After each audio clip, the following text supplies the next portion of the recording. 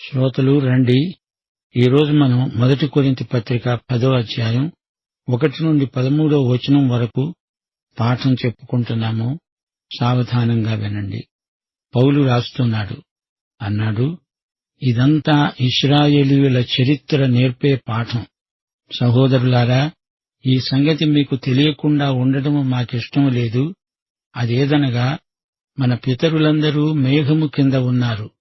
వారందరూ సముద్రములో నడిచిపోయారు. అందరూ మోషేను బట్టి మేఘములోనూ సముద్రములోనూ బాప్తిస్మము పొందారు. అందరూ ఆత్మ సంబంధమైన ఒకే పానీయమును పానం చేశారు. ఏలయనగా తమను వెంబడించిన ఆత్మ సంబంధమైన బండలోనిది తాగారు. ఆ బండ క్రీస్తే. అయితే ఎక్కువ మంది దేవునికి ఇష్టులుగా ఉండలేదు గనుక అరణ్యములో సంహరించబడ్డారు. వారు ఆశించిన ప్రకారం చెడ్డవాటిని ఆశించకుండా ఉండాలని ఈ సంగతులు మనకు దృష్టాంతములుగా ఉన్నవి. శ్రోతలు వింటున్నారా? క్రైస్తవులకు అనగా దేవుని బిడ్డలకు స్వేచ్ఛ ఉంది. స్వేచ్ఛ అంటే ఏది పడితే అది చేయడానికి అనుమతి పత్రము, లైసెన్సు కాదు. ఇశ్రాయేలు జాతీయ చరిత్రలో నుండి మీరొక పాఠం నేర్చుకోవాలి. గత పాఠంలో పౌలు న్యాయపీఠపు తీర్పును గురించి మాట్లాడాడు. తనకు బహుమానం రావాలి, ఇతరులకు ప్రకటించి తాను భ్రష్టుడైపోవడం అనూహ్యం. తన శరీరాన్ని నలగొట్టుకుని దానిని లోబరుచుకుంటున్నాను అన్నాడు. పౌలు యొక్క ఆధ్యాత్మిక సాధన అలాంటిది. మీరు గత చరిత్రను మరచిపోయారు. మీకిప్పుడు జ్ఞాపకం చేస్తాను. కొరింథు సంఘంలో అనేక రకాల సభ్యుల మిశ్రమం ఉంది. యూదుల మధ్య నుండి వచ్చిన వారు కొందరు, అన్యుల మధ్య నుండి వచ్చిన వారు మరికొందరు. ఆ రోజుల్లో ప్రథమ క్రైస్తవులు ఎక్కువగా యూదులే. మన పితరులు అని పౌలు అంటున్నాడంటే యూద క్రైస్తవులను ఉద్దేశించే పౌలు మాట్లాడుతున్నాడని గ్రహించాలి. వారితో పాటు పౌలు తాను ఒక ఇశ్రాయేలీయుడే. ఈజిప్టు దాస్యము నుండి విడుదలై వారు ఎర్ర సముద్రం దాటిన సన్నివేశాలన్నీ వారికి జ్ఞాపకం చేస్తున్నాడు. ఒక వ్యక్తి గుంపుతో పాటు ఎంత దూరమైనా వెళ్లగలడు. అయినా అతడు రక్షించబడి ఉండకపోవచ్చు. ఎర్ర సముద్రం దాటేటప్పుడు ఇశ్రాయేలీయులు విడుదల పొందిన స్వేచ్ఛాజీవులు. అప్పటికే మోషే ధర్మశాస్త్రం వారికి ఇవ్వబడి ఉండలేదు. అందుచేత వారు ధర్మశాస్త్రం కింద లేరు. వారు తమ స్వేచ్ఛా స్వాతంత్ర్యాలను దుర్వినియోగపరిచారు. అవకాశాలెన్ని ఉన్నా వాటిని వాడుకోకపోతే అపజయం కలగదని హామీ ఏమున్నది? అవకాశమనేది తలాంతులాంటిదే. వాటిని సరిగ్గా వాడితే ఇంకా ఎక్కువ అవకాశాలు వస్తాయి. లేకపోతే ఉన్నది కూడా పోతుంది. రాజకీయాలలో కాని, వ్యాపారంలో, వర్తకంలో కాని, సామాజిక జీవితంలో కాని ఈ సత్యం ప్రతి ఒక్కరికీ తెలిసిందే. వారందరూ మేఘం క్రింద ఉన్నారు. అందరినీ మేఘం నడిపించింది. ఎట్టి అపాయము కలగకుండా వారు సముద్రం సునాయాసంగా దాటారు. అందరూ మోషేను బట్టి బాప్తిస్మం పొందారు అంటే ఏమిటి? బాప్తిస్మము అనే మాటకు గ్రీకు భాషలో ఎన్నో అర్థాలొస్తాయి. ఈ మాటను అందుకే అనువదించకుండా అలాగే ఉంచారు. గ్రీకు భాషలో బ్యాప్టిజో అంటే సంయుక్తమవటం అని మౌలిక అర్థం. నీటి బాప్తిస్మం అంటే యేసుతో సంయుక్తీకరణ. పరిశుద్ధాత్మ ఈ సంయుక్తీకరణను ఆధ్యాత్మీకరిస్తాడు. క్రీస్తు శరీరంతో సంయుక్తపరచబడటమంటే ఆయనతో పాతిపెట్టబడ్డావని భావం. యేసు శరీరంలోకి మనల్ని తెచ్చి నిన్ను నన్ను ఆయన అవయవములుగా చేసేవాడు ప్రియమైన పరిశుద్ధాత్మ. 1 కొరింథీ 12వ అధ్యాయం 13వ వచనం ఇదే మాట అంటోంది. మనమందరము ఒక్క శరీరములోనికి ఒక్క ఆత్మయందే బాప్తిస్మము పొందాము. ఇక్కడ మన పాఠంలో మోషేను బట్టి అనగా మోషే వారికి బాప్తిస్మమిచ్చాడనే? అలా కానే కాదు. అసలు వారు తడవనే లేదే. వారు ఆరిన నేలపై నడిచారు. సముద్రంలో వారికెవరికీ ఏమాత్రమూ తడి అంటలేదు. దేవుడు సముద్రము గుండా వారికి దారిని ఏర్పరిచాడు. నిజంగా సముద్ర జలంలో మునిగి చచ్చింది ఈజిప్టు వారే. మోషేను బట్టి బాప్తిస్మము పొందారు అంటే ఇది నీటిని గురించింది కాదు, పరిశుద్ధాత్మను బట్టి జరిగింది కాదిది. మోషేను బట్టి బాప్తిస్మము పొందారు.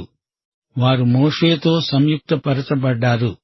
హెబ్రీ పత్రిక 11:29 అంటోంది, విశ్వాసమును బట్టి వారు పొడి నేల మీద నడిచినట్లు ఎర్ర సముద్రములో బడి నడిచిపోయారు.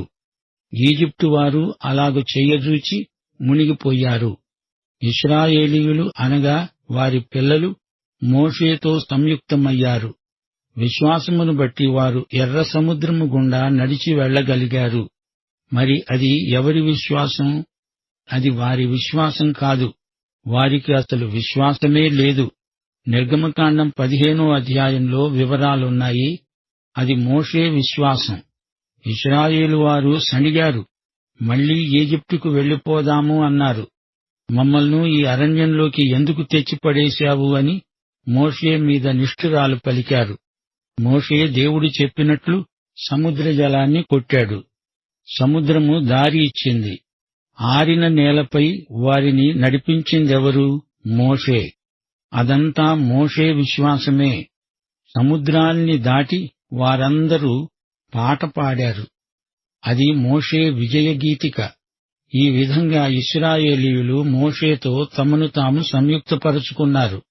ఈ చరిత్రాత్మకమైన సంఘటన మన రక్షణకు సాదృశ్యం. యేసుక్రీస్తు మరణజలము గుండా నడిచాడు. ఆయన మరణము ద్వారా మనము రాగలిగాము. మనము క్రీస్తుతో సంయుక్తపరచబడ్డాము. ఇప్పుడు మనం సజీవుడైన క్రీస్తుతో సంయుక్తమై ఉన్నాము. మనము క్రీస్తులోనికి బాప్తిస్మము పొంది ఉన్నాము. ఇది క్రీస్తుతో మన సంయుక్తతా స్థితి. ఇదే రక్షణ అంటే. క్రీస్తునందు విశ్వసించినప్పుడు నిన్ను నన్ను పరిశుద్ధాత్మ క్రీస్తు శరీరంలోకి ప్రవేశపెట్టాడు. నీటి బాప్తిస్మము ఈ ఆధ్యాత్మిక స్థితికి సూచన. నీటి బాప్తిస్మము ఒక సంస్కారం. అయితే ఆత్మయందలి అసలు బాప్తిస్మం పరిశుద్ధాత్మ కార్యమే.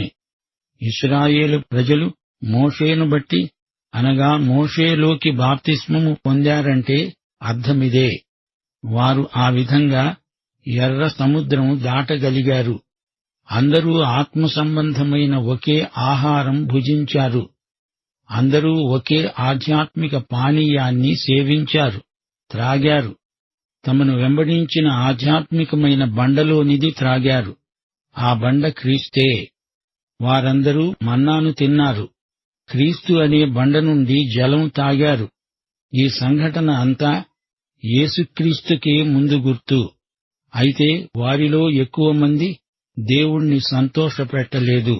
అందుకే వారు అరణ్యంలో నశించారు. ఈ 5 వచనాలు మనకు బోధించే సత్యమిదే. వారు చేసిన తప్పుల నుండి మనము గుణపాఠం నేర్చుకోవాలి. ఈ సంగతులు మనకు దృష్టాంతాలుగా ఉన్నాయి.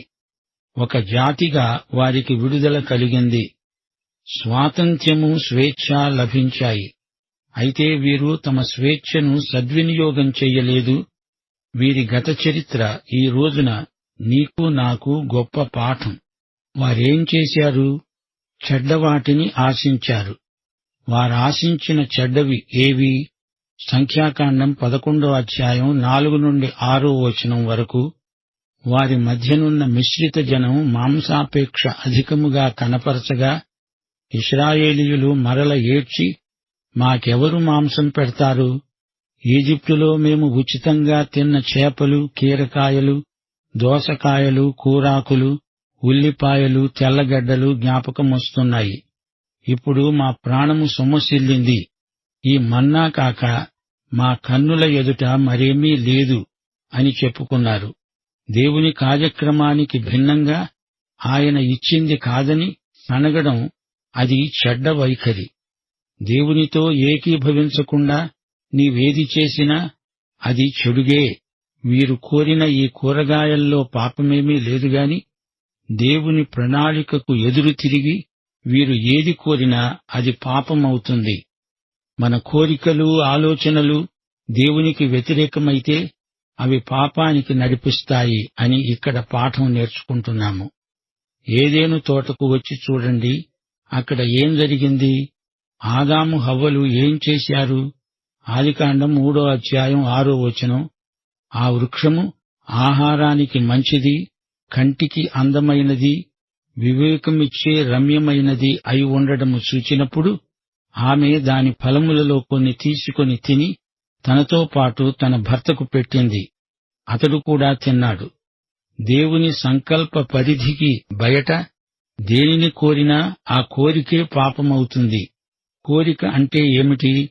దేవుడు నిషేధించిన వాటిని, ఆయన ఆమోదం లేని వాటిని కోరితే అది చెడు కోరిక. ఇశ్రాయేలీయులు అదే చేశారు. చెడ్డవాటిని కోరారు. ఈ తీర్పు వారి మీదికి రానే వచ్చింది. ఆ సమయంలో ప్రత్యేకించి దేవుడు వద్దు అన్న వాటిని కోరడం ఆజ్ఞాతిక్రమమవుతుంది. జనులు తినడానికి తాగడానికి కూర్చుండి ఆడటానికి లేచారు అని రాయబడినట్లు వారిలో కొందరి వలె మీరు విగ్రహారాధికులై ఉండకండి. వారి వలె మనము వ్యభిచరించకుండా ఉందాము. వారిలో కొందరు వ్యభిచరించినందున ఒక్క దినమందే 23,000 మంది కూలారు. మనము ప్రభువును శోధించకుండా ఉందాము. వారిలో కొందరు శోధించి సర్పముల వలన నశించారు. మీరు సనగకండి. వారిలో కొందరు సనిగి సంహారకుని చేత నశించారు. ఈ సంగతులు దృష్టాంతములుగా వారికి సంభవించి యుగాంతమందున్న మనకు బుద్ధి కలగడానికే రాయబడ్డాయి. తాను నిలుస్తున్నాను అని తలంచుకునేవాడు పడకుండా ఉండేటట్లు జాగ్రత్తగా చూచుకోవాలి. సాధారణముగా మనుష్యులకు కలిగే శోధన తప్ప మరేదీ మీకు సంభవించలేదు. దేవుడు నమ్మదగినవాడు. మీరు సహించగలిగినంతకంటే ఎక్కువగా ఆయన మిమ్మును శోధించబడనీయడు. అంతేకాదు, సహించగలగటానికి ఆయన శోధనతో కూడా తప్పించుకునే మార్గము కలుగచేస్తాడు. ప్రియ శ్రోతలు, వింటున్నారా? జీవితంలో దేవుడి స్థానాన్ని ఏది ఆక్రమించినా అది నీ పాలిట విగ్రహమవుతుంది. నా జీవితంలో ప్రథమ స్థానం దేవునిదే, ప్రభువుదే. సాధారణ ప్రజాపాపాలను పౌలు ఇక్కడ పేర్కొంటున్నాడు. వీరు పొద్దస్తమానము సనుగుతూనే ఉన్నారు. దేవుడిచ్చింది వీరికి మొహం మొత్తినట్లనిపించింది. దేవుని చిత్తానికి భిన్నమైన వాటిని కోరుతున్నారు. దేవుడు తన బిడ్డలకు శ్రేష్టమైనదే ఇస్తాడు. మనకు దేవుని కంటే గొప్ప శ్రేయోభిలాషి ఎవరున్నారు? నాడు నేడు దేవుడు ఒకే రీతిగా ఉన్నాడు. అయినా కొందరికి ఈ సనుగు బుద్ధి పోదు. దేవుణ్ణి నిష్ఠురాలాడడం వీరికి అలవాటు. దూరపు కొండలు నునుపు అనిపిస్తుంది వీరికి. ఇశ్రాయేలు చరిత్ర మనకెన్నో పాఠాలు నేర్పుతుంది. చరిత్రలోని దృష్టాంతాలు యుగాంతంలో ఉన్న మనకు ఎంతో ఉపకరిస్తాయి. క్రైస్తవ స్వేచ్ఛ మనకెంతైనా ఉంది, నిజమే. గాని మన కోరికలు దేవుని చిత్తానికి అనుకూలంగా ఉండాలి. ఆయన చిత్తాన్ని అనుసరించే ఉండాలి. ఆయన సంకల్పానికి అనుగుణంగానే ఉండాలి. శ్రోత, నీవు విశ్వాసివా? అయితే బహుజాగ్రత్తగా ఉండాలి. ఎవరైనా అధాటున పడిపోయే పరిస్థితి రావచ్చు. నీవెంత అనుభవము గల విశ్వాసివైనా ఎప్పుడో హఠాత్తుగా పడిపోవచ్చు. అందుచేత దేవుని చిత్తముని అంటిపెట్టుకుని ఉండడం మనకెంతైనా శ్రేయస్కరం. దేవుని ఆత్మను దుఃఖపరచవద్దు, ఆర్పవద్దు. శోధనలు విశ్వాసులందరికీ వస్తాయి. నీ శోధనలే గొప్పవి అనుకోవద్దు. నీకంటే ఎక్కువ శోధించబడిన వారు ఎందరో ఉన్నారు. అయితే శోధన ఎంత గొప్పదైనా మన ప్రభువు అంతకంటే గొప్పవాడు. శోధనను తప్పించుకోవడానికి, శోధనను జయించడానికి మార్గం ఆయన ఏర్పరచి ఉంచుతాడు. మన దేవుడు ఈ విషయంలో ఎంతైనా నమ్మదగినవాడు. మనం సహించగలిగినంత మట్టుకే ఆయన శోధన రానిస్తాడు. తప్పించుకునే మార్గం రాజమార్గం. శోధనను జయించటమంటే మళ్లీ దేవుని మార్గానికి మరలటమే. సైతానుకు చిక్కకుండా శోధన నుండి పారిపో. తప్పించుకునే మార్గం అదిగో ప్రభువు నీకోసమే ఏర్పరిచాడు. శోధన స్థలంలో ఒక్క క్షణం కూడా నిలువవద్దు. పారిపో. యోసేపు పోతిఫరో భార్య నుంచి పారిపోయినట్లు పరిగెత్తిపో. శోధన పాపం కాదు, దానికి లోబడడం పాపం. శ్రోతలు, అసలు కొరింథీ సమస్య ఏదో విశ్లేషించి చూడండి. మేము క్రీస్తునందున్నాము, క్రీస్తు మాలో ఉన్నాడు. మేము ఏమి తిన్నా, మేము ఏమి చేసినా మాకేమీ కాదు అనే ధీమాతో వారున్నారు. అందుకే పౌలు వారికి ఇశ్రాయేలు గత చరిత్రను జ్ఞాపకం చేస్తున్నాడు. ఇశ్రాయేలీయులు చేసిన అరణ్య ప్రయాణం, మేఘం వారిని నడిపించింది. వారు ఎర్ర సముద్రం దాటారు. ఈ అనుభవాలలో వారు మోషేతో సమైక్యమై సంయుక్తమై ఉన్నారు. క్రైస్తవులు క్రీస్తులోకి బాప్తిస్మం పొందినట్లే అలనాటి ఇశ్రాయేలీయులు మోషేలోకి బాప్తిస్మం పొందారు. వారు అరణ్యంలో మన్నాను తిన్నారు. బండ నుండి మధుర జలములు త్రాగారు. ఆ బండ వారిని వెంబడించింది. ఆ బండ క్రీస్తే. ఇన్ని ఆధిక్యతలు, ఇంత స్వేచ్ఛ కలిగి ఉండి కూడా ఇశ్రాయేలీయులు ఘోరంగా పడిపోయారు. ఆ తరమంతా అరణ్యంలో నశించింది. సీనాయి కొండమీద మోషే దేవుని నుండి ధర్మశాస్త్రం స్వీకరిస్తూ ఉండగా కింద ఇశ్రాయేలీయులు విగ్రహాన్ని తయారుచేసి దాన్ని పూజించి జారత్వానికి దిగజారారు. ఫలితంగా నశించారు. మిద్యానీయులతో, మోయాబీయులతో వ్యభిచరించారు. ఇంచుమించు 23,000 మందికి పైగా నశించారు. సణిగినందున తాపకరమైన సర్పముల వల్ల అనేకులు నశించారు. కోరహు, దాతాను, అబీరాములే ఈ ఘోరానికి ప్రతీకలుగా చరిత్రలో నిలిచిపోయారు. ఇన్ని ఆధిక్యతలున్నా వారు తమ స్వేచ్ఛను దుర్వినియోగపరుచుకుని ఎంతో నష్టపోయారు. ఈ సందర్భంలో పౌలు 4 రకాల శోధనలను పేర్కొన్నాడు. 1 విగ్రహారాధన, 2 వ్యభిచారం, జారత్వం, 3 దేవుణ్ణి శోధించడం, 4 సనుగులు, నిష్ఠురాలు. దేవునికి ఇవ్వవలసిన ప్రథమ స్థానాన్ని మరొకరికివ్వడం, వివాహానికి బయట లైంగిక పాపం, దేవుడు చెప్పనిది చేసి అపాయం వచ్చినప్పుడు దేవా కాపాడు అని ప్రాధేయపడడం, దేవుణ్ణి దెప్పటం, దేవునిపై నిందలు వేయడం, ఇవన్నీ శోధనలు. ఇవి విషవలయాలు. ప్రకటన గ్రంథం 3వ అధ్యాయం 3వ వచనంలో పునరుత్థానుడైన యేసు సార్దిస్ సంఘంతో అన్నమాట, నీవు జాగరూకుడవై ఉండని ఎడల నేను దొంగలాగా వస్తాను. ఏ ఘడియలో నీ మీదికి వస్తానో నీకు తెలియనే తెలియదు. శ్రోతలు, ఈ సందర్భంలో శోధన అనే మాటకు ప్రత్యేక అర్థమున్నదని గ్రహించండి.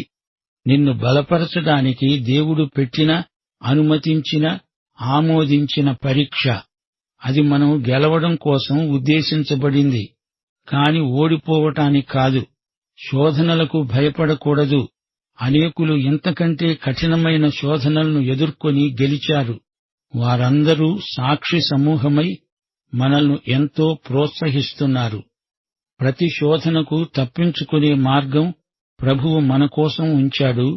తప్పించుకునే మార్గం అంటే రాజీ పడడం కాదు, తొలగిపోవడమూ కాదు, పరాజయమూ కాదు, దేవుని కృపాశక్తితో జయించడం. ప్రియ శ్రోతలు, జ్ఞాపకముంచుకోండి, ఈ రోజున మనకెన్నో ఆశీర్వాదాలున్నాయి. దేవుడు మనల్ని ఎంతగానో దీవించాడు. లోకము నుండి రక్షించబడ్డాము. యేసుక్రీస్తుతో సంయుక్తపరచబడ్డాము. జీవాహారము, జీవజలము అనుభవిస్తున్నాము. ఈ ఆశీర్వాదాలు ఉన్నవి నిజమే కాని నీవు నేను పడిపోము అనడానికి ఇది జీవిత బీమా పట్టా కాదు. దేవుని తీర్పు ఉన్నది, జాగ్రత్త. ఇశ్రాయేలు పాపం చేసినప్పుడు దేవుడు వారిపై కఠినంగా క్రమశిక్షణ చర్య తీసుకున్నాడు. ఈ రోజున కూడా దేవుని బిడ్డలు పాపం చేస్తుంటే దేవుడు చూస్తూ ఊరుకోడు, వారిని కఠినంగా శిక్షిస్తాడు. ప్రియ శ్రోత, నీవు దేవుని బిడ్డవా? అయితే ఈ పాఠం నీకోసమే. ఈ పాఠంలో పేర్కొనబడిన పాపాలలో ఏదైనా నీలో ఉంటే, నీవు ఏదైనా శోధనను ఎదుర్కోవలసి వస్తే ప్రభువును వేడుకో. శోధనను తప్పించుకొని గెలువు. దేవుని బిడ్డవైన నీకు దేవుడు పూర్తి స్వేచ్ఛ స్వాతంత్ర్యము ఇచ్చాడు. అయితే పాపం చెయ్యడానికి నీకు ఏమాత్రమూ స్వేచ్ఛ లేదు. ప్రియశ్రోత, నీవు రక్షించబడి క్రీస్తునందు స్వాతంత్ర్యం పొందావా? పాఠం ఇంతటితో సమాప్తం. యేసుక్రీస్తు వారి కృప, యెహోవా ప్రేమ, పరిశుద్ధాత్మ సహవాసము మనకందరికీ సదాకాలము తోడై ఉండునుగాక. ఆమేన్.